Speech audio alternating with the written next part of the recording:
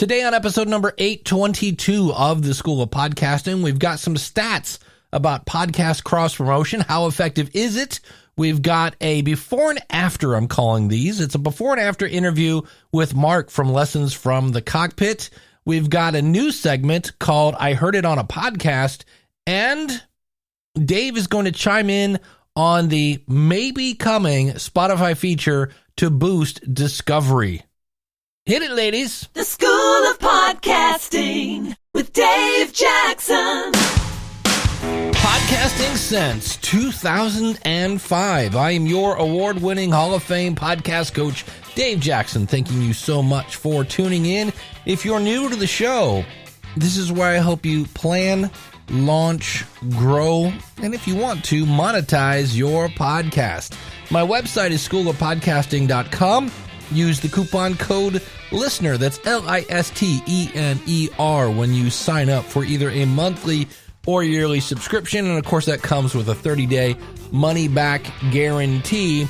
And I'm going to start off this show with a new segment. It is slightly depressing, but it shows the power of podcasting.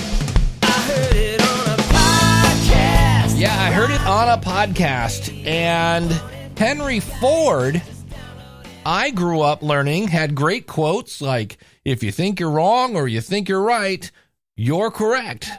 And my awesome public education that I got here in Ohio, and not one, but 2 college degrees, never mentioned that in addition to being the guy that kind of really put the whole assembly line into play, which again, interesting accomplishment, nobody mentioned that he's a giant anti-Semite.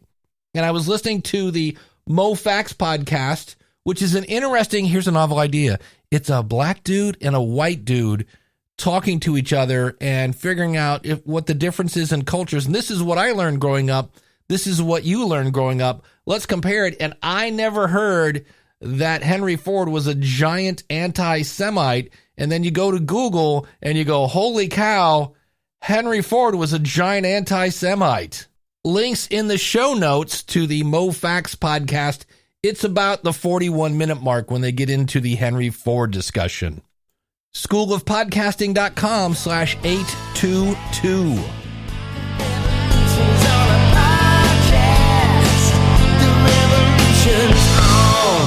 If you are thinking of launching a podcast, but you're a little nervous, you are the reason I interviewed Mark. He's a member of the School of Podcasting, and I have a couple of these types of interviews. I'm just going to call them before and after, where we talk about kind of what was holding them back from starting their podcast and now what has happened since they've launched.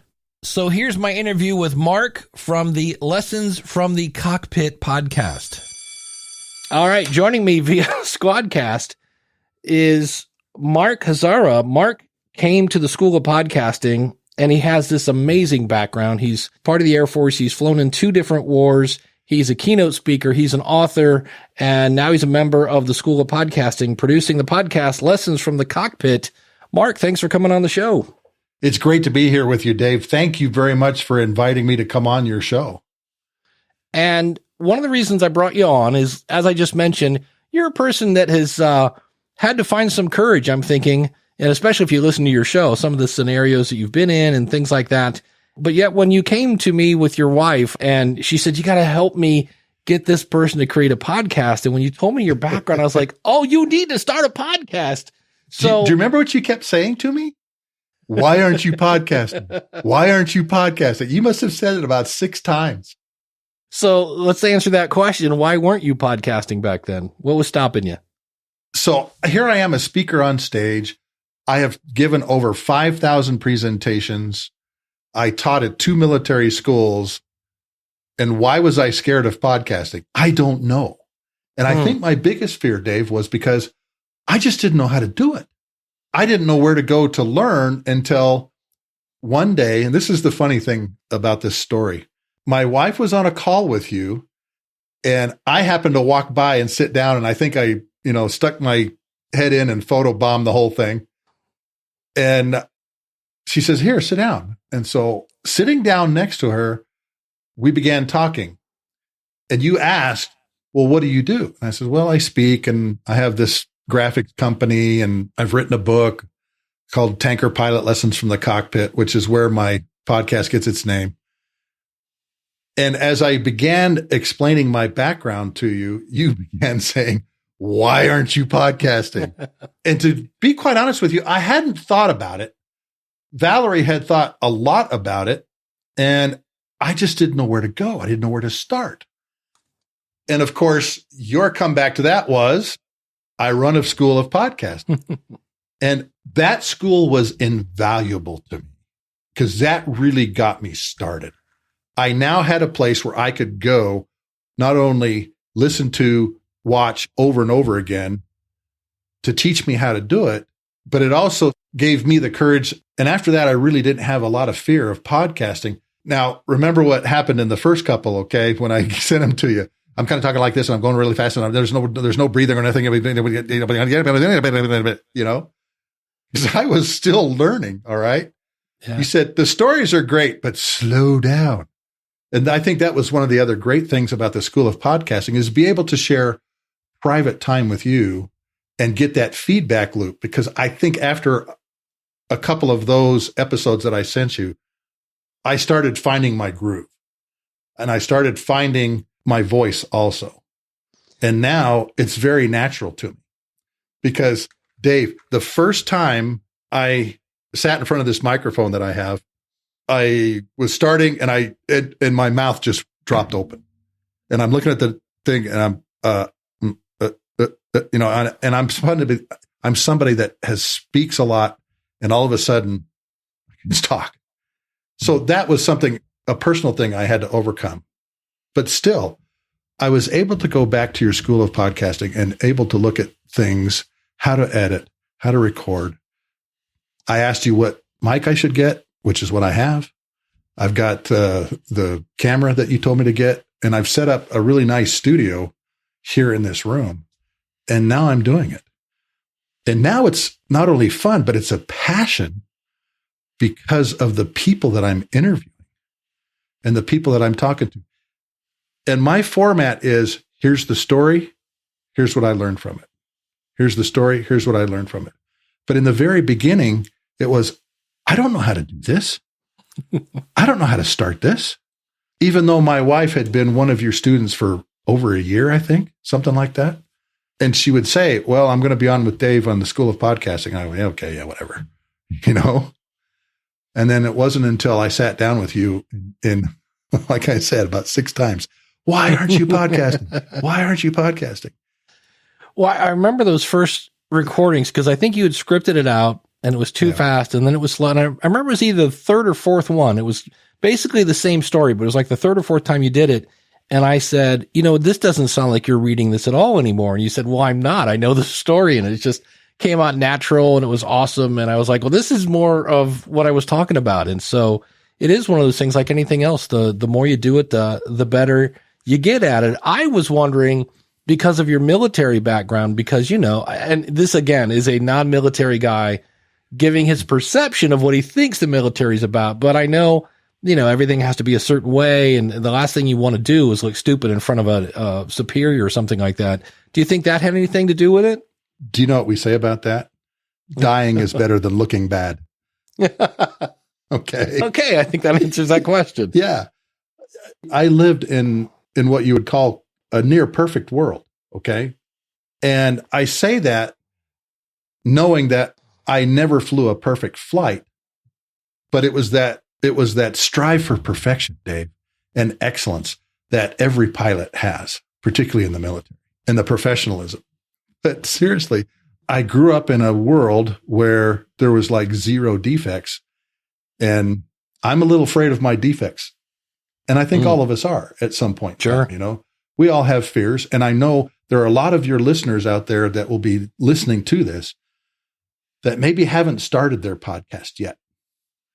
And all I have to say to you is jump in and do it. Because once you get on the treadmill and you get going faster and faster, it felt more natural and it felt more conversational. And believe it or not, I quit scripting things, Dave. I would just write down, okay, here's the lessons learned we're going to talk about today. And literally there's like 3, maybe 4 bullets on a notepad next to me. And I would just skip to those. But I had all this training on how to do courseware. I created the weapons school for the tanker community in the Air Force, the entire community. It's like the Top Gun school for tankers. 482 academic hours, 18 5-hour flights, a 3-hour sim, and a graduate level paper that's done in 19 weeks. Okay. You get a doctorate degree in 19 weeks. And I taught at that school. And again, there was this fear of, I don't know how to begin this. I don't know how to start this. But once I got started, it became more natural. And now it's very natural. As a matter of fact, the guy that I interviewed last week, Pete Fleischman, his call sign's Pig. He said, you were great at questioning me. You were great at leading the conversation. And again, a lot of that's due to, my military background. And I taught a lot on stage and in classrooms. But again, to the school of podcasting too, because once I had a roadmap in my mind of how to do it, it was a lot easier. Yeah, the first couple were pretty heinous, okay? But I didn't publish those. I sent them to Dave and he said, hey, here's where you need to change some things. And I did. So don't be afraid of just starting, because I've always been taught when you get on this other side of your fears, that's where you find the greatest joy in life. Once you get past that fear, it no longer becomes something holding you back. And speaking of that, that's a great transition, because when I listen to your show, it reminds me almost like, I mean, you see these movies about barbershops and all these guys that know each other, and there's lingo that's used. Of course, with military stuff, you guys are always throwing out acronyms. It's the MK27HBWX whatever thing, and I have no idea what you're talking about, but you guys do. So I know you have a company for decals. Yeah. Has that picked up at all? So give us a view of what it looks like on the other side of the microphone now that you've overcome your fear. One of the things that I've learned from going through the school of podcasting and from you, and also from my wife, is create a business model. And my podcast fell into a business that I'd already started. A lot of your listeners will know what fatheads are. It's the life-size sports star that you peel off the backing and stick on your wall. Okay, of Michael Jordan or LeBron James, whatever. We do airplanes. We're the only company that does things like this. And they're very detailed. They've got all the stenciling on the missiles, because I build model airplane, and 2 of my friends created the decal sheets. And that's how we started. Val says, you ought to be selling those on vinyl so you can put them on your walls. We didn't even think of that.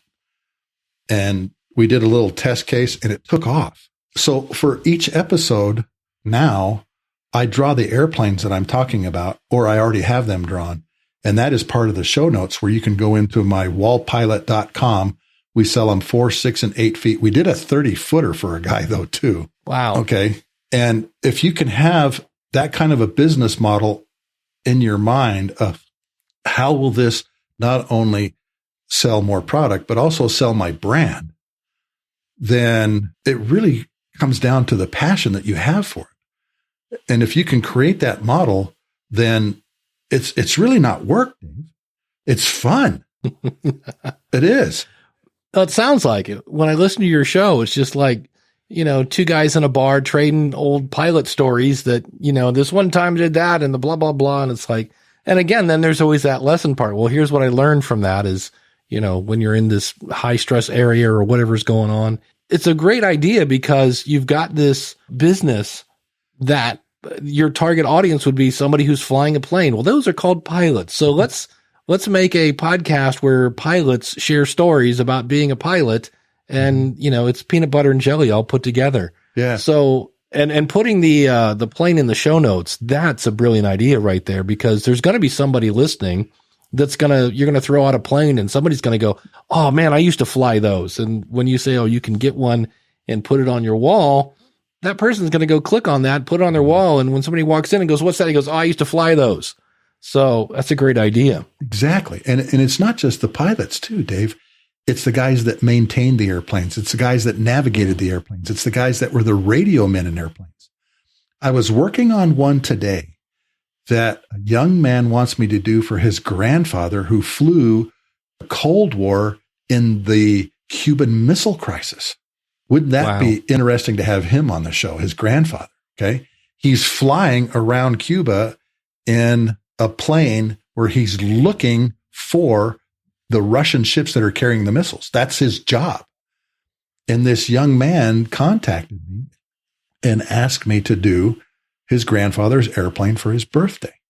So here's what's so cool about what I do, Dave, is one feeds the other. The stories that we're hearing from the guys that we're doing the airplanes for, Dave, are incredible. And not only are we getting the stories, one guy even sent me his gun sight with the audio in it. Now, imagine being able to have a podcast and you're listening to a SEAL team on the top of a mountain being overrun by Al-Qaeda guys, and they're coming down and they're shooting the gun to cover these guys. They're 80 meters from where they're laying down the bullets, and they've never shot the gun at ground targets before. It wasn't in their doctrine. And now they're laying down bullets 80 meters from the good guys. Okay. It was called the Battle of Roberts Ridge, Takur Ghar. But we drew a picture of his airplane. I was able to contact him, and now he's going to be on the show. Nice. If we were to send somebody to your website, which is markhasara.com, what episode would you want them to listen to first? You know, I'd have them probably start with the first one, because this is ingrained in you in pilot training, and it's appropriate for not only flying an airplane, but even in your daily life. And this is the speech that I give on stage as a keynote speech. Every pilot, when they go through pilot training, is taught these three words to get out of a sticky situation: aviate, navigate, communicate. Aviate, navigate, communicate. Your first priority is fly the jet. You don't have a reset button in the air, and sometimes you're going pretty fast. I had a fire in the back of the airplane once, Dave, leaving Honolulu. I was 200 miles west of Honolulu. And we didn't know why the airplane wouldn't pressurize. We wouldn't pressurize because the air ducts under the floor had busted out, and 1,400 degree air was blowing on the plywood floor and started it on fire. There's nothing in our books about how to deal with this problem, a bleed duct failure. And I looked back and saw my crew chiefs wrenching up the floor, and one crew chief putting on the firefighter mask and pulling a pin out of the extinguisher. And I knew we were in trouble. Aviate. I'm 200 miles due west of Honolulu. I started a turn to come back. And when you get in these situations, Dave, you go into this, we call it intuitive expertise. You've done things so often, but there wasn't anything for this, but I knew what I had to do. And that was get the airplane on the ground. So I went into a descending turn, put the Honolulu nade in the box, tuned it all in, all the needles pointed right to it. And I told my co-pilot to squawk 7700 and ident. And that sends this big flash on the radar screen so they knew where we are. And the reason I did that, Dave, is because I thought we might blow up. The fire was right above a fuel tank with 18,000 pounds of gas in it. Okay. Oh. And I wanted them to at least know where to come and find the parts, whatever parts were left. All right. Yeah. We made it back on the ground. But again, those three things were what was going through my mind: aviate, navigate, communicate. And as we get in these stressful situations, I would offer to all of you, think about that. Aviate. I've got the control of what I'm doing. Keep control of how I'm thinking. Navigate. Okay, what do I got to do to get from point A to point B and survive this? And then communicate. Talk to people around you and say, hey, this is my plan. This is what I'm going to do. This is how we're going to do it. And off you go. So, Mark, I want to thank you so much for coming on and sharing your before and after thoughts here of podcasting. When I heard your stories, I was like, people are going to love this. Trust me. Just talk into that microphone. So thank you so much for coming on. You can check out his stuff. Again, Mark Hasara, that's HASARA.com. And your website for your pilot stuff is wallpilot.com, if I remember right. We do custom orders, and we also do ready to print. So you can scroll through 100 different airplanes that we've already got drawn. We're drawing a lot more. or you can have one custom made for you with your name on it, the weapons load you want on it, the tail number you want on it. We do it all. There you go. I kind of stepped over his website there, wallpilot.com. I'll have links to all things Mark, including his book, out at schoolofpodcasting.com/822. But that really does come into play. I was thinking about anybody who has ever had to change their schedule. Well, aviate, again, keep control. So I'm still going to keep the podcast moving, but I need to change my schedule. I need to navigate. I need to make a turn and then communicate. You let your audience know, hey, I used to do a daily show. Guess what? It was killing me. And I'm now going to do a weekly show. I did that with the Ask the Podcast Coach show. That's a show I do every Saturday. And I used to do two versions. One version for my patrons, my patrons, yes, those people. And then another version for the public. And I was like, look, I'm just doing one version. And if you want to support me, you can support me. There are some bonus things that the patrons get. But I was like, this is killing me. I can't do two shows. And I communicated, and I had two people leave because they're like, well, I was doing it for the bonus content. And I had other people that actually upped their donations. So again, aviate, navigate, and communicate. Yeah. And where the first segment there was kind of for people who don't have a podcast, this is for people trying to grow their podcast. And it comes from my buddy Evo Terra, who relayed it from Dave Zorhab, who is one of the co-founders of Chartable, which is now owned by Spotify. And I've always said that one way to grow your audience, and it is true, it will grow your audience, is to find somebody who either A, shares the same topic, or B, shares the same audience, and then either via promo swaps or you both mention each other, but somehow a little cross promotion will help you grow your audience.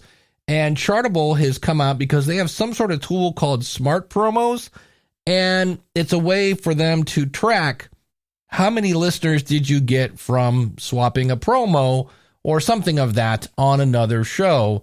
And the success rate was already you're like, wait, what? Yeah, I'm sorry, 0.75, not 7%, not 70.7, like almost 1%.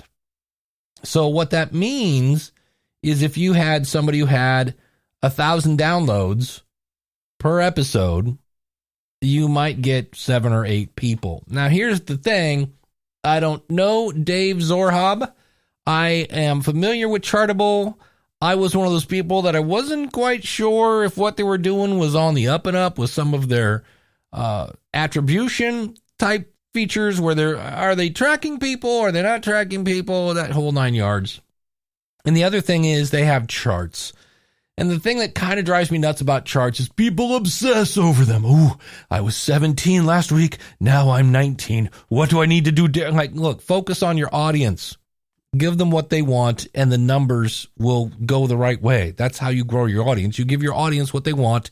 You make it easy to share, and you ask them to share. And so when I heard this, I was kind of like, wow, that's not the percentage I was expecting 2 to 3%. That's kind of the average for just about everything in any kind of marketing. So when it clocked in at 0.75, but here's the thing, and I am looking forward to that's going to be one of the first sessions I look at when we get the recordings from Podcast Movement, is I want to go look at that, because for me, I want to know, was this just random promo swaps, or were people actually finding podcasts where they shared an audience or shared a topic? Because if you're just putting the football show into the retirement planning show, I'm not sure how that's going to work. So I need more information, I guess. I wasn't in the session. Evo might have been, I believe, at Podcast Movement, but that may be the case. But here's the thing, 0.75 growth is better than 0. And again, if you get 8 people, if they have 1,000 downloads and you get 8 people, that's 8 people you didn't have. And to quote an old, probably 1970s commercial, if they tell 2 friends and they tell 2 friends and they tell 2 friends, well, eventually your podcast will grow. So that is something I ran across thanks to Evo over at Podcast Pontifications. Links in the show notes at schoolofpodcasting.com/822, and kind of went, eeh. In the hooray for me category, this past week, I went over 17 years in podcasting, and coincidentally, I also went over 3 million downloads for this podcast. So, rah, Dave. I was making radio shows for fun. If everybody does it, at least everybody I know, shut up! And one of the advantages, I guess, of being in the industry so long is you've seen things come and you've seen things go. And the thing that has not come yet is that 10,000 download golden switch. You just go over to it, you flip it, and boom, 10,000 downloads, and you can go get advertising. And I'm still looking for it. And the new thing that I saw in Pod News, I'll put a link again out at schoolofpodcasting.com/822, is Spotify, who is somewhat famous. They're getting there. They're building a reputation of saying one thing and not always doing it. Case in point, Harry and Meghan's podcast. And their new thing is basically, it looks like TikTok and Headliner had a baby. And where you swipe up and a podcast starts to play, and then you swipe up again and another one. So you're going to be able to see, and this is where your artwork and your titles are going to be very, very, very important.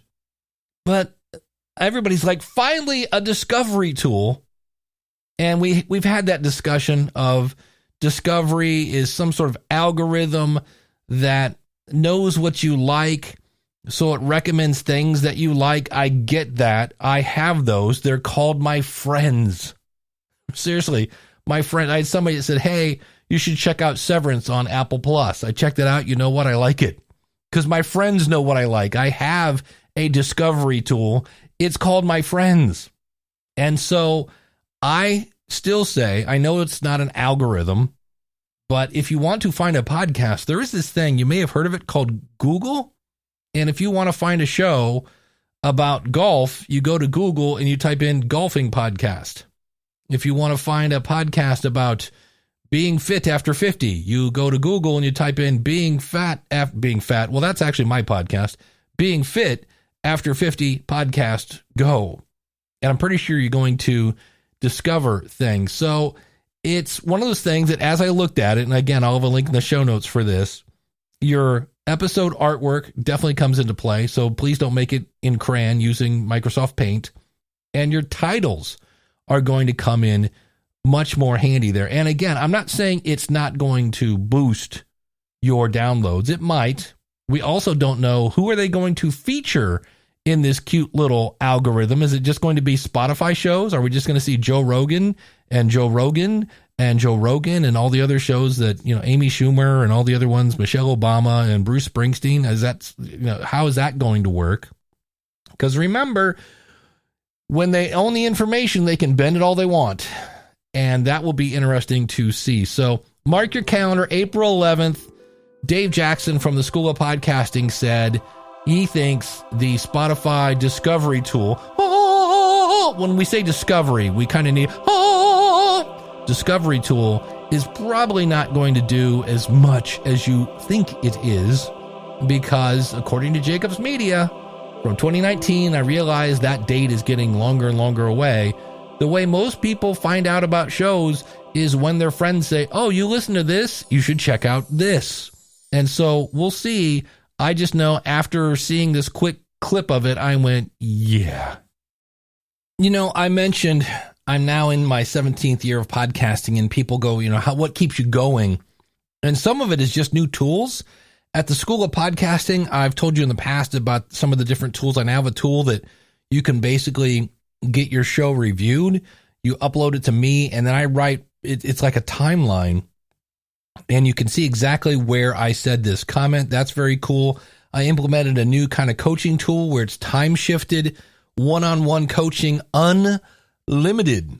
And that's been going over really well. And if you're a current member of the School of Podcasting and you're not sure what I'm talking about, then you're not reading my emails. But if you have any questions on that, let me know and I'll get you pointed in the right direction. If you're not a member of the School of Podcasting and you're thinking of starting a podcast, remember you have a 30-day money-back guarantee. If you hop in, you start to see what's going on, you go, Dave, this isn't for me. I will not gladly, but I will refund your money. I'm not holding anybody hostage. And just like Mark today, you might be a little nervous about starting a podcast, but once you get over it, on the other side, your life is better when you push through your fears. And with Mark, what I basically did is he had this content and I was just like, do you trust me? And he's like, yeah. And I'm like, I'm not going to let you sound stupid. And we just kept, like he said, he sent me one recording. I'm like, that's good, but you're too fast. Okay, that one's better, but it still sounds like you're reading. And then we just went back and forth and back and forth. And now, like he said, it's natural. He's passionate about it and he's up and going. In fact, he just did episode number 20. And again, links in the show notes at schoolofpodcasting.com/822. In the future, we had somebody ask on Ask the Podcast Coach, can you please explain what podcasting 2.0 is? And there's an article, I'll link to it in the show notes again, schoolofpodcasting.com/822, that kind of explains it. And so I'm going to kind of revisit that topic, talk about what it's been like, because I've been doing that now for about a year. Now, if you notice, one of the things here, I haven't mentioned it a whole lot, but I'm going to let my buddy Wayne do that for me. This is your friendly boost reminder. It's time to boost. And if your app doesn't have a boost button, go over to newpodcastapps.com. I like Cast-O-Matic if you're on an iOS device. And if you're not, check out Fountain. And you can actually stream Satoshis. And if that sounds super confusing, let me know. I'll be happy to go into that. But that's one of the things. Somebody said, can you please revisit that? We're going to talk about that. And some of the show today was dynamically created. And so there are more and more podcast hosting companies that are giving you dynamic content, and there's some things you need to think about. So that's another episode that will be coming your way, as well as I interviewed Connie Abers. She's an awesome person that, again, was kind of like, how do I do this podcasting thing? And now has tons of benefits from podcasting. So another before and after kind of interview will be coming your way as well. And I'm always looking forward to your ideas, like, hey, Dave, have you talked about this? And in many cases I have, but that's okay.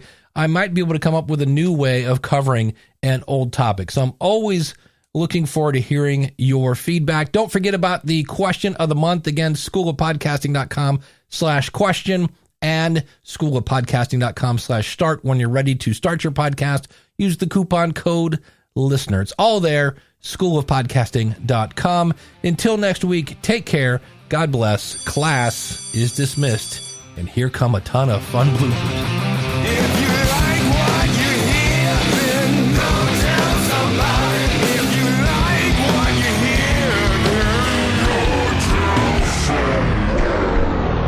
somebody. Producing the Tales from the Cockpit show. So, Mark, thanks for coming on the show. It's great to be with you, Dave. Lessons from the Cockpit is really starting to take off right now. I've got 16 episodes, and that's called edit point 1. Sorry about that.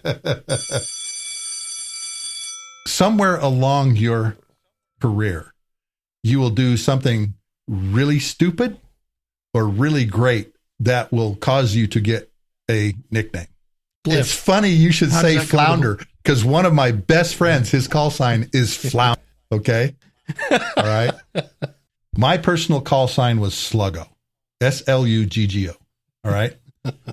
I weighed 10 pounds, 14 ounces, and was 23 and a half inches tall when I was born. One guy, his name was Bung. Okay? Big, ugly, new guy. Another guy's name was Mammal. M-A-M-L. Most annoying man living. There's guys, I don't know their real first names, but I know their call signs. Okay. A lot of my friends, I talked to an old squadron commander this afternoon, still calls me Sluggo.